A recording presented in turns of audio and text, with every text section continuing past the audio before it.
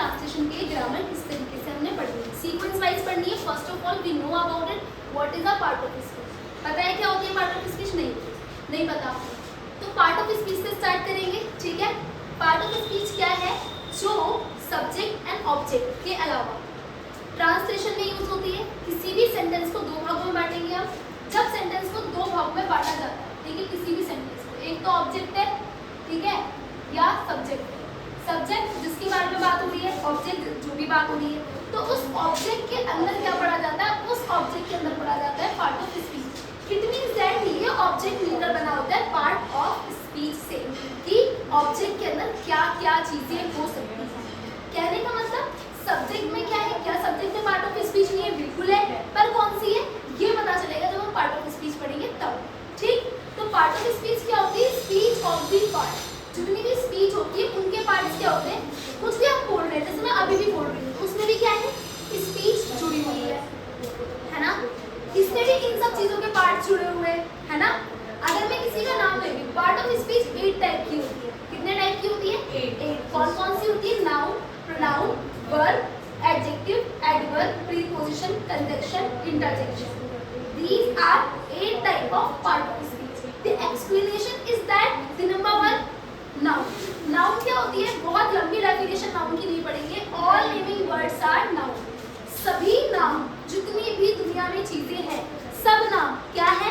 Noun. आपका नाम noun. अगर इस मार्कर का कोई, इस चीज का कोई नाम है, क्या है? मार्कर, तो इट इज ऑल्सो नाउन, ठीक है। एवरीथिंग इज नाउन इफ उसके पास कोई नाम है तो। Got it right now? What I am talking about the noun. Noun क्या है? तो क्या हम नाउन को सब्जेक्ट मान सकते हैं? ऑब्वियसली मान सकते हैं। किसी के बारे में बात कर सकते हैं। हम मार्कर के बारे में बात कर रहे हैं, हम आपके बारे में बात कर रहे हैं, आपका नाम है, ठीक है। तो प्रोनाउन क्या है? अब जो नाउन की जगह पर यूज हो, जैसे कि मैं मार्कर पे बात करूँ, मार्कर का नाम, जाहिर सी बात है मार्कर है इस चीज का नाम, बट बार बार मैं इसको मार्कर मार्कर भी नहीं कह सकती, तो मैं इसको यह करके बोल रही हूँ, यह मेरा है, लाइक दिस। सो मैंने मार्कर की जगह पे जो यूज किया, विच words instead, instead it means इसकी की जगह पर, ठीक है। नाउन की जगह पे, किसी के नाम की जगह पे वर्ड्स यूज करना, लाइक यह, वह, मैं, तुम, हम, लाइक दिस, हमारा, तुम्हारा, मेरा, है ना।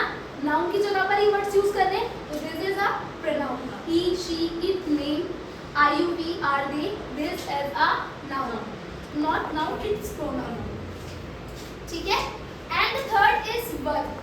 अभी तक आपको ये याद नहीं होते थे, बट अब आपने छोटे छोटे डेफिनेशंस में इसको 10-12 बार रिपीट करोगे तो आपको याद हो जाएगी।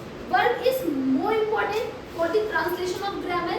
इट मींस दैट कि वर्ब क्या है? एक ग्रामर ट्रांसलेशन का पार्ट है। If you don't know about it verb, so how can be translated, है ना। वर्ब क्या है? वर्ब दो तरीके से, पहला क्यों जरूरी है? सेंटेंस का एक मैनर होता है, किस मैनर में वो सेंटेंस बोला जा रहा है। वो सेंटेंस, या तो वो सेंटेंस है में बोल रहे हैं आप, है मतलब अभी की बात पूरी प्रेजेंट की, या वो सेंटेंस था में बोल रहे हैं आप, या वो सेंटेंस गा में बोल रहे हैं आप। गा इट मींस, ठीक है। तो this is a verb and verb is part of object, ठीक है। आपने सुना है जब भी हमें ट्रांसलेशन सिखाते हैं, हमें सिखाते हैं सब्जेक्ट प्लस में हेल्पिंग वर्ब प्लस में वर्ब, है ना, फिर ऑब्जेक्ट, ऐसे सिखाते हैं ना। बट हमें ये बताते ही नहीं है कि हेल्पिंग वर्ब क्या है, कैसे यूज होगी, वर्ब क्या है, कैसे यूज होगी, ऑब्जेक्ट क्या है, कैसे यूज होगा। और ये हम भूलेंगे कैसे ट्रांसलेशन करते वक्त, जब हम आंसर्स लिख रहे होते हैं स्कूल्स के, ठीक है। हमारे दिमाग में हिंदी में स्टोरी होती है ना, बट हम नहीं कर पाते, किसमें? इंग्लिश में ट्रांसलेट नहीं कर पाते, because we don't know about it, how to be rearrange these form. Why? Because we don't know about what is a helping verb, we don't know about how to use it, है ना। If हम ये सीखेंगे तभी तो हम कर पाएंगे। तो verb is which words define manner of time, time बता दिया मैंने, है, था या गा, प्रेजेंट, पास्ट और future. And action of words, action words ऐसे जिसमें जिस वर्ड्स, जिस अल्फाज से पता चल रहा हो कि कुछ हो रहा है। इट मींस मैं लिख रही हूँ, लिखना क्या है? वर्ब है, बोलना क्या है? वर्ब है, खाना क्या है? वर्ब है, आना जाना, उठना बैठना, घूमना नहाना पीना सब वर्ब है, जिसमें काम करने का पता चल रहा है। एक्शन वर्ड्स है, इसमें किसी के एक्शंस को डिफाइन करना, ठीक। लाइक हमारे पास दो टाइप की वर्ब है, मैंने डेफिनेशन पढ़ते पढ़ते समझा दिया। हेल्पिंग वर्ब, हेल्पिंग वर्ब को आपको हेल्पिंग वर्ब पढ़ाया जाता है, बट इसका मेन नाम क्या होता है? Auxiliary verb. क्या होता है? ऑक्सिलरी वर्ब, लिख लेना इसे, ठीक है। मेन वर्ब क्या होता है, गो, कम, रन। मैंने अभी आपको ये बताया है कि मेन वर्ब क्या होता है। गॉट इट, यहाँ तक का समझ में आ गया। देन एडजेक्टिव ये आते हैं हमारे, ये देखो मेन है आपका, ट्रांसलेशन में मेन चीज है प्रोनाउन वर्ब, ठीक है। बट अब आते हैं हमारे क्या, ऑब्जेक्ट्स वर्ड्स। जो ऑब्जेक्ट्स हम यूज करें ना, ये ऑब्जेक्ट्स उसमें कहीं ना कहीं ये चीजें इंक्लूड होती हैं। कैसे होती है बताती हूँ। एडजेक्टिव है, एडजेक्टिव मतलब qualifying. Qualifying it means that कि जिससे किसी की क्वालिटी का या फिर डिसक्वालिटी का पता चल रहा है। क्वालिटी जैसे कोई भी अच्छा हो सकता है ना, शी इज गुड स्टूडेंट। कोई बुरा भी हो सकता है ना, शी इज बैड स्टूडेंट, ठीक है। बुरा या अच्छा होना, this is a qualifying words, it means this is a good and bad are adjective words. कभी यूज करते हो इन वर्ड्स को, तो this is part of speech also, है ना। तो adjective words are adjective which qualifying words. Got it, इसको याद कर लो। लाइक टॉल, शॉर्ट, डार्क, है ना। कोई गोरा है तो वो फेयर हो गया, कोई काला है तो उसे डार्क बोल दिया, ठीक। इसके बाद आता है adverb. Adverb is modifying words. Modifying, you know that what in the sense of modifying, that कि वो वर्ड्स जो किसी भी एक्शन को मॉडिफाई कर रहा है। जैसे मैं बोल रही हूँ वो बहुत काला है, बहुत काला है, थोड़ा काला नहीं, बहुत काला है, पर कितना, बहुत। तो ये मॉडिफिकेशन आ गया। वेरी जो है ये मॉडिफिकेशन बताना है, ठीक है। जैसे मैं बोल रही हूँ हाँ वो चल रहा है मतलब रास्ते में चल रहा है, बट मेरे को वेरी स्लोली वर्ड आ गया, तो चलने को उसने क्या कर दिया, मॉडिफाई कर दिया कि चल रहा है, पर कैसे चल रहा है, स्लोली चल रहा है, वो स्लोली बढ़ रहा है ना। ऐसा होता है ना। या फिर कोई खाना खा रहा है, पर कैसे खा रहा है, कैसे, इट मींस मॉडिफिकेशन कर दिया, है ना। किसी भी वर्ब को या तो वर्ब को या फिर एडजेक्टिव को मॉडिफिकेशन जो कर दे वो क्या कहलाता है, एडवर्ब, ठीक है। एंड देन आते हैं आपकी preposition. It's also very easy. Which words define relations, what relation, which kind of relation between words and phrases like on, at, in, ठीक है। जैसे book on the table, book कहाँ पर है, टेबल पर। अब बुक और टेबल का एक रिलेशन बन गया, जो रिलेशन कौन दिखा रहा है, ऑन दिखा रहा है ना। मैं अपने घर पहुंच गई थी एट द टाइम, या I am at home. On home तो नहीं होंगे आप, घर पर ही तो होंगे, पर घर पर मतलब छत के ऊपर चढ़े हुए नहीं हो, अंदर कमरे में हो, है ना। कहाँ पर हो, अपने घर पर।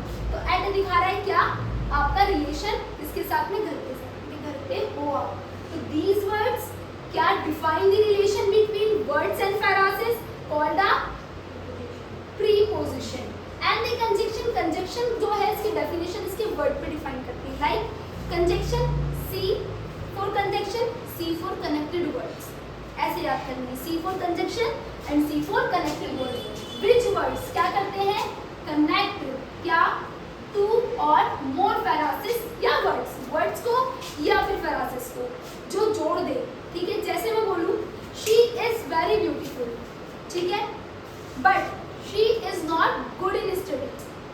अब मैंने दो बात बोली, मैंने क्या बोला है, she is very beautiful. Very तो आपका एडवर्ब हो गया, है ना। ब्यूटीफुल है, फिर ब्यूटीफुल क्या है, एडजेक्टिव हो गया, है ना। इसका हमारे पास वर्ब हो गया, उसके बारे में बात हो रही है, वो शी हो गई, ठीक है। बट मैंने एक और सेंटेंस बोला, मैंने बोला शी इज नॉट गुड मतलब होना क्या हो गया, disqualification is adverb. In study में अच्छी नहीं है, ठीक। ब्यूटीफुल तो है, स्टडी में अच्छी नहीं है। अब ये दो फ्रेजेस में बार शी इज लगा रही हूँ, बात तो एक ही पर्सन की हो रही है ना। तो मैं क्या कर सकती हूँ, इस वाले शी इज को हटाकर यहाँ पर एक शब्द जोड़ देती हूँ, एंड। समझ गए, एंड मतलब और जुड़ गया तो क्या आ गया यहाँ पर, और से ये दो सेंटेंसेस एक साथ जुड़ गए। अब मैं इसको एक साथ पढ़ सकती हूँ, she is very beautiful and not good in study. अब वो स्टडी में गुड नहीं है, ठीक है, समझ गए, पक्का। तो कंजक्शन वर्ड्स आर क्या है, कनेक्टेड वर्ड्स, ठीक। जैसे कौन से, एंड, और, सो, then, these words are conjunction and interjection words are very easy also। कैसे? जो वर्ड्स आपकी फीलिंग्स को एक्सप्रेस कर रहे हैं या आपके एक्सप्रेशन को एक्सप्रेस कर रहे हैं, आप कुछ एक्सप्रेस करना चाह रहे हैं, ठीक है, तो विच words express feelings and use in expressive sentence. Expressive sentence जब आप बहुत खुश होते हो, ठीक है, आप इंजॉय कर रहे हो, आप बोल रहे हो, आप शांत है, बोरिंग है, ऐसे बोलते ना, लाइक दिस, या आपके कहीं चोट लग गई है, आह बोल दिया, या ऐसा हुआ है कि किसी को शॉकिंग वाली खबर आई, वो मर गई है कोई, तो उसके ऊपर ओ ये क्या हो गया, like this, oh she is died है, तो वो तो मर गई है। तो आउच लड़कियों का फेवरेट है ना, एक आउच रहता है कि जैसे कुछ हुआ आउच, बचा लो वाला वर्ड निकालना है। ये इंटरजेक्शंस है। इंटरजेक्शंस वर्ड्स क्या है? Which words express your feelings in expressive sentences are interjection and 8 words, it means 8 part of speech include in your sentences grammatical mistakes। जहाँ पर आप grammatical mistake करते हो ना, वो यही होती है कि आपको part of speech अच्छे से नहीं आती है। वजह क्या है? बिकॉज आप उस पर फोकस करते ही नहीं हो, और ये भी एक वजह है कि क्यों नहीं करते, क्योंकि आपको कभी इसकी इंपॉर्टेंस बताएगी। Whenever we talk about it, grammatical translation of our sentences, first of all we have to focus on our part of speech. These are the sequence। जब आप ट्रांसलेशन सीखोगे, it is very important terms of the translation. और translation is lot of important for us because of your examinations also, right, for your spoken level also. If you don't know about translation, so how can we speak ना? हम नहीं बोल सकते if we don't know translation. पहले translation brain में होगी ना, उससे पहले कॉपी में होगी, तभी ब्रेन में हो पाएगी जल्दी से, रैपिडली। अगर वो ब्रेन में होगी तभी क्या हो पाएगी, वो आपके पेपर में हो पाएगी, या फिर आप उसे बोल पाओगे। That's why it's very important terms for the translations. So we have to focus on this. तो वीडियो रोक